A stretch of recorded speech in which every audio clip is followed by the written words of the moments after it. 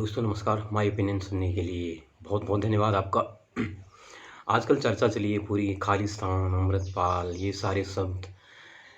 इन चीज़ के बीच में एक चीज़ समझ में नहीं आती है कि अ, सारे लोग पकड़े गए हैं, लगभग लगभग 150 से ज़्यादा लोग पकड़े गए। वो बेचारे कितने दोषी हैं, क्या उनके दोष हैं, ये किसी को पता नहीं। उनको पकड़ के असम के जेलों में डाला गया है, वहाँ क्या दशा में रह रहे हैं, ये पता नहीं। जो जिस चीज़ के पीछे जाँच करनी चाहिए थी, वो जाँच नहीं है कि वो कहाँ से सुन रहे हैं, क्या सुन रहे हैं, वो सोर्स कहाँ से हैं, जहाँ से उनकी कोमल भावनाओं को ठेस पहुँचाई जा रही है, इस पर कोई विचार नहीं कर रहा है।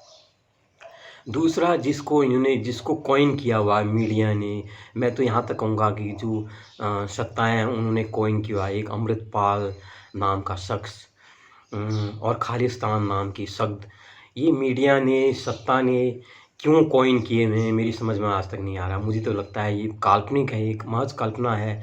ये युवा लोगों के दिल में ये चीज़ एक भ्रम डाल दिया गया और उसका सहारा लिया गया धर्म। धर्म का सहारा हम लोग कहते हैं कि सिर्फ़ इस्लामवादी या हिंदूवादी लोग ही लेते हैं, लेकिन मैं लग रहा हूँ कि जो सनातन से एक निकला एक पंथ है, सिख पंथ, जो सनातन की कुछ कमियाँ थी, उनको दूर करने के लिए जो निर्माण किया गया, वहाँ भी वही कमियाँ आरोपित की जा रही हैं। उन्हीं कमियों के बहाने वहाँ के लोगों को गढ़ा जा रहा है। तो जो अमृतपाल है, उसको भी कभी न कहीं उसी रूप में गढ़ दिया गया। मुझे तो लगता है इसके पीछे मीडिया के लोग ही ज़िम्मेदार हैं और जो सत्ताएँ हैं, उसके पीछे भी कुछ न कुछ उनकी महत्वाकांक्षाएँ या कुछ न कुछ कारण है। सारे लोग पकड़े जा चुके हैं। एक शख्स बीच-बीच माँ की वीडियो डालता रहता है। आपको पता लगता है, आप ट्रैकिंग करते हो, तो ट्रैकिंग से उसकी लोकेशन आपको पता लगती है, लेकिन वो बंदा पिछले 20 दिन से आपकी पकड़ से गायब है। ये सवाल बिल्कुल ही एक रहस्यात्मक लगता है। इतनी बड़ी पुलिस फ़ोर्स, इतनी बड़ी आर्मी, इतना बड़ा आपका सिक्योरिटी, इतनी बड़ी आपकी गुप्तचर संस्थाएँ क्यों फ़ेल हो रही हैं, क्यों नहीं पकड़ना चाह रही हैं? आप क्या मज़ा लेना चाह रही हो? क्या इसके पीछे जो लोकसभा का उपचुनाव है वो आपकी नज़र में है, या आने वाले जो 2024 के चुनाव हैं वो उसकी नज़र में है? जनता, कुछ-कुछ जनता अब समझने लगी है कि इन सब के पीछे जो राजनीति के लोग हैं, उन्हीं के स्वार्थ होते हैं। चाहे दल कोई भी हो, जो राजनीतिक दल है भारत में आज मौजूद है, उसके पीछे स्वार्थ होते हैं। उनकी अपनी स्वार्थ की राजनीति चलती है। वो जनता के बीच में नए-नए कॉइन गढ़ते हैं, नए शब्द गढ़ देते हैं, नए शख्सों को गढ़ देते हैं और उन शख्सों के बहाने हमारे देश में राजनीति चलती है।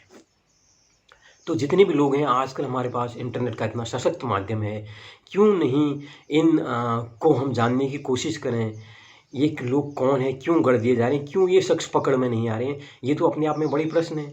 या तो आपकी जो गुप्तचर संस्थाएँ हैं वो नाकाम हैं, फ़ेल हैं, और ऐसा तो मुझे लगता नहीं। जिस तरह से आप विदेशों से भी चीज़ों को पकड़ के ले आते हैं, बड़े पेचीदे केस हल कर लेते हैं, मुझे लगता नहीं है कि गुप्तचर संस्थाएँ इसके पीछे कहीं लगी भी हैं। ये तो राजनीति के स्वार्थ हैं। राजनीतिक संस्थाएँ, राजनीतिक जो सत्ताएँ हैं, वो हमारी सरकार की संस्थाओं को भी अपने निजी हित के लिए प्रयोग करती हैं। उनको लगता है कहाँ उनका इस्तेमाल होना चाहिए, कहाँ नहीं होना चाहिए। नहीं तो आपको घोटालों में लिप्त लोग तो दिख जा रहे हैं, लेकिन आप जिसको पकड़ना चाह रहे हो, वो आपकी पकड़ से गायब है। ये कितना एक आश्चर्यजनक चीज़ है। तो इस पर विचार करने की ज़रूरत है दोस्तों। मुझे लगता है ये जितने भी शब्द हैं, खालिस्तान शब्द भी गढ़ा हुआ है, कहीं भी मुझे नहीं लगता है।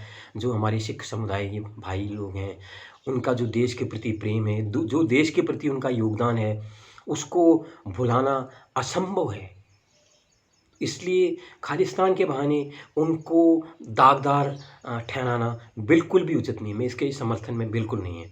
आप इस बारे में क्या सोचते हैं? ज़रूर बताइए दोस्तों। नमस्कार।